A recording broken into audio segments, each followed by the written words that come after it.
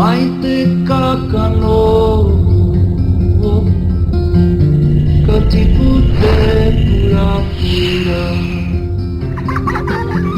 iru ia mai hirangi atua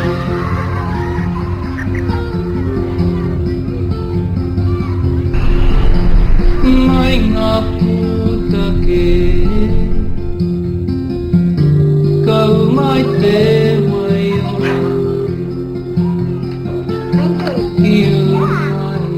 Ko ngā tikanga e whai ana i roto i te kohanga, ko ngā tikanga whakaaro nui ki te tangata, whakaaro nui ki te pakeke. Mōhio ki te kōrero pai tētahi ki tētahi, kau e takahi te mana o tētahi atu. E rā ahuatanga katoa, ka mutu nā o tātou tīpuna e rā tikanga. Ko te pai o te tamariki, ka tere mau i a rātou. Tā reira kuira te wāhi pai, hei whakāwhia tā te tamariki o te kohanga reo. Ko te mea nui, e Māori ana te reo, e Māori ana te wairu o te reo. Engari ki te kore te reo, e panoni i roto i te wā, ka mate tēnā reo. O te iwi o tainui.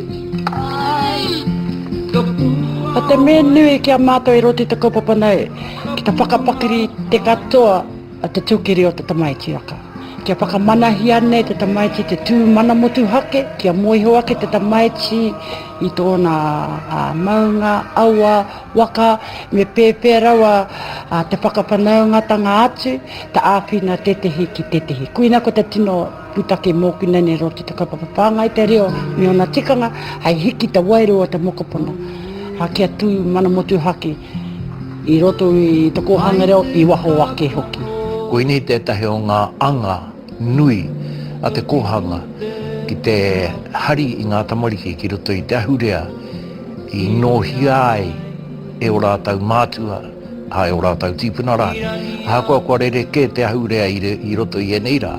Engari ko te rātonu e whiti ana, ko te hau e pupuhi ana, ko te wai e rere ana, e ua ana, e rāhuatanga katoa. Hei noho kia rongo ai ngā tamariki rā, i e rāhuatanga, kia kite, kia whāwhā.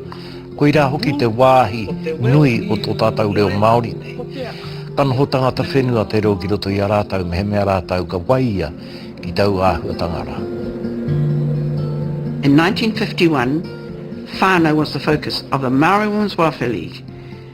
The late Dame Whina Cooper and all those women focused in on the family.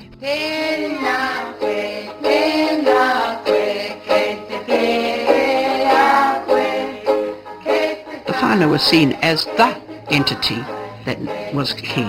30 years later, in 1982, kohanga, we went to the whānau also. It worked because the trustees had control of this kaupapa. There was no outside intervention at all. What money came in from the government, and wasn't very much at the time, the trustees accounted for it. So there was no worry about the money. What it was is how we applied that money to do what the kaupapa was about. When kohanga started, and I remember we were going around the country, getting everybody excited. Well, why were they excited? 1, because of the reo. 2, because they were being valued. 3, because it could be done in a Maori setting. All those things help to spur our people and get them excited.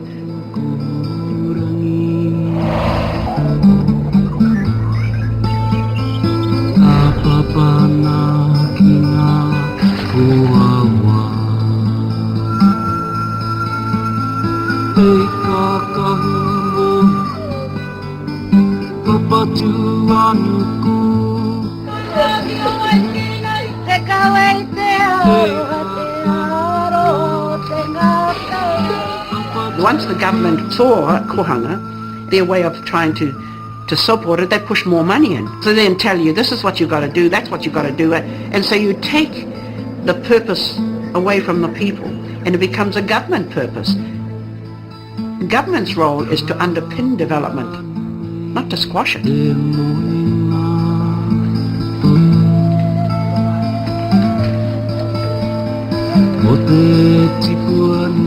In 1989, with the closure of the Department of Maori Affairs, the government moved the movement into the Ministry of Education.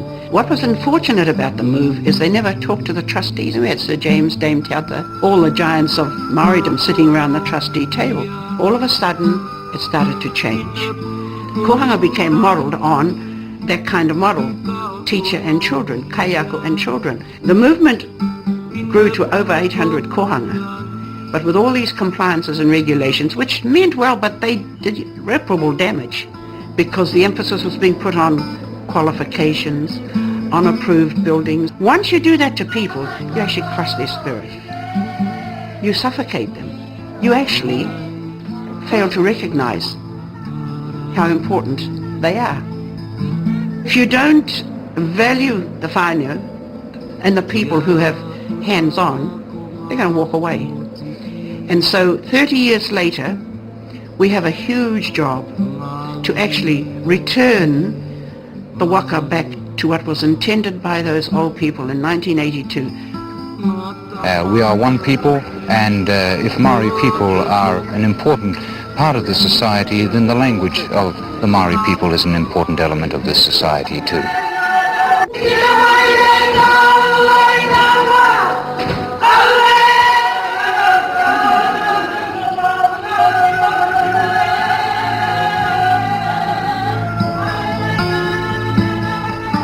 What do we do in the next 30 years?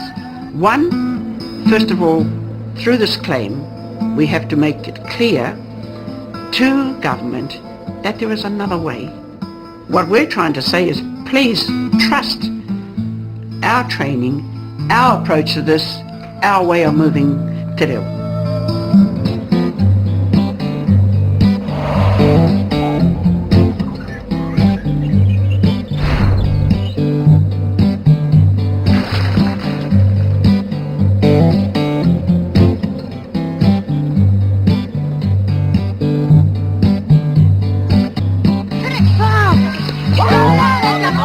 Wā, ke te whāngote e te whāia, ke te haere te reo.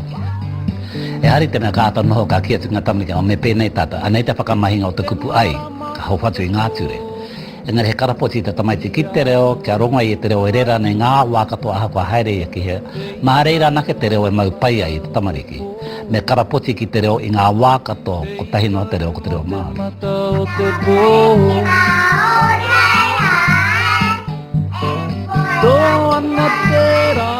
Te kawaro tei tēnei kohana reo, kāre noho nā tamariki. Ka kuhu mai nā tamariki, ko te wānahe e ko tahi ai nā mokopuna, ko te wākarakia. I muri atu tērā kai ara tai te tikana. Koinei te kawaro tēnei kohana.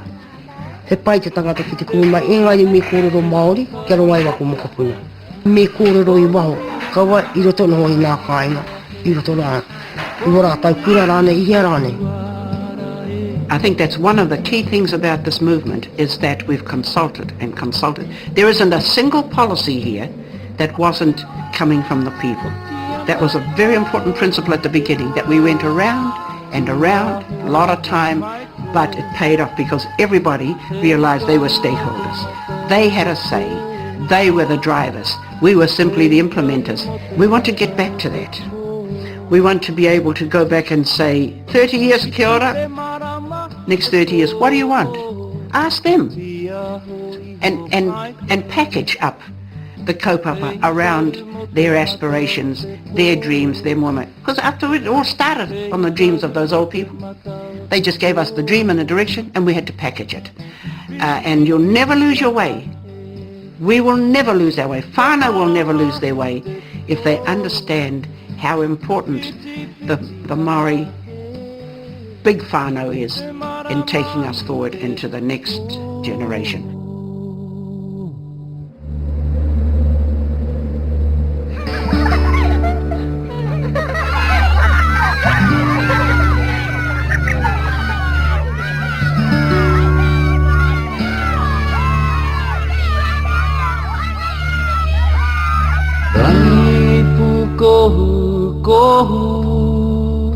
He momo reo tō tēnā tangata, tō tēnā tangata, tō tēnā taka. He wairua kai roto.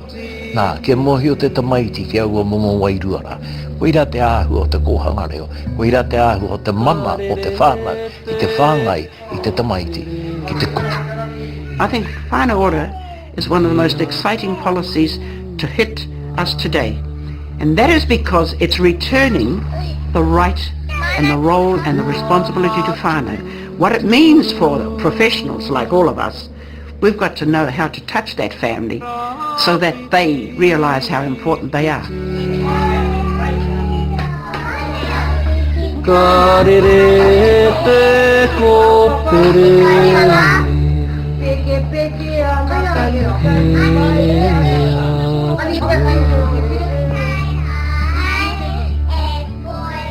It's about the health of that whānau. It's about the skills in that whānau, enabling them to work. And if they haven't got the skills that they feel they'll ask. If they haven't got the tools to do something, that's when we go in. So that the services and the providers, and Kohanga's a provider, we're providing a service for those whānau that come. The next step is not to fight with government, but to look at how we might bring our collective strength together. How do we change things? We change so that the teachers in the system get support from the people who own the children. Number two, that the whānau understand the hard task that teachers have and the schools have. You know what, the schools over there and the parents and whānau over here won't work. The two have got to come together. Taku mihi nui ki te rangatahi o enei wā e kaha nei tā rātou whai tō tātou reo, e kaha nei te whāngai tō tātou reo ki a rātou tamariki, nā re kore mutu te mihi ki te rāreanga. Ko te tino wawata mōku, kia ura tonu ai tēnei kaupapa mo ake tonu atu. Kia kore ai tātou I ngaro whera I te moa. Te tumanako, kia utonu mai tātou katoa, mai tātou te iwi Māori, ki te reo me ona tikanga a kuima a koroma.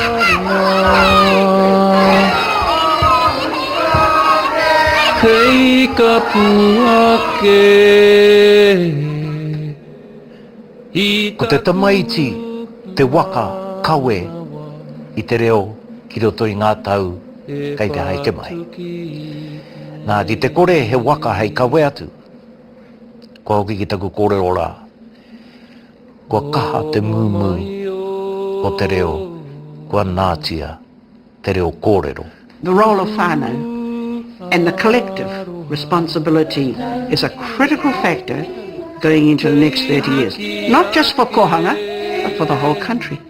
Because if you're secure and you're nurtured and you're made to feel safe and proud when you're a child, you can travel anywhere in this universe. And when I see these young people in the kapahaka, in sport, in the arts, in universities, we've got more mokopuna in universities than we've ever had. Surely that is a tribute to the whānau who believed in their ability and their right and their responsibility. If you give them the reo, you give them the tool to do anything. I taku uti nana koro ewe aroha mai afi mai he whare mahue.